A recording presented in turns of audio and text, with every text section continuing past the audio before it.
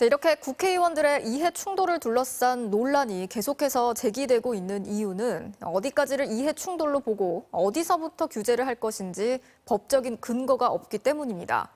지난 19대 국회부터 이해 충돌 방지법이 논의돼 왔었지만 번번이 국회 문턱을 넘지 못한 상황인데요. 이어서 최경재 기자가 취재했습니다.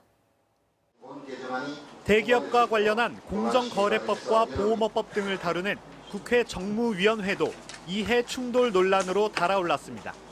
삼성 경영권 승계의 핵심 절차였던 삼성물산과 제일모직 합병 당시 삼성물산 사회이사였던 국민의힘 윤창현 의원의 활동을 두고 비판이 나온 겁니다.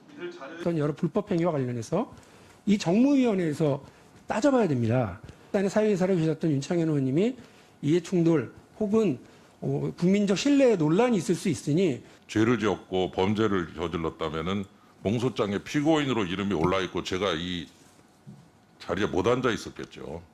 이에 질세라 야당도 여당 의원들을 향해 이해 충돌 문제를 제기하고 있습니다.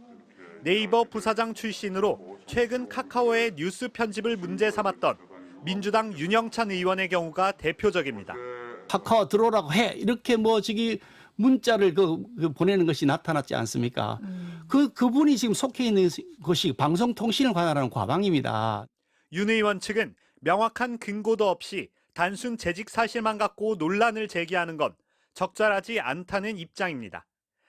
이렇게 논란이 계속되고 있지만 어디까지를 이해 충돌로 보고 규제해야 할지에 대해선 정치적 공방만 반복되고 있습니다. 관련 사항을 규정한 법이 없기 때문입니다.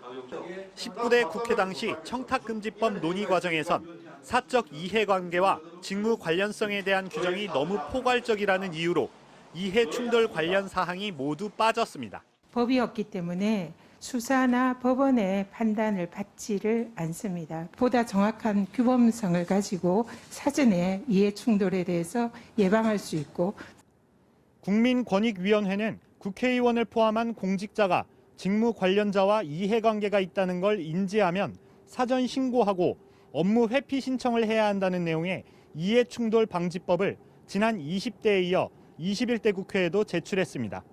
MBC 뉴스 최경재입니다.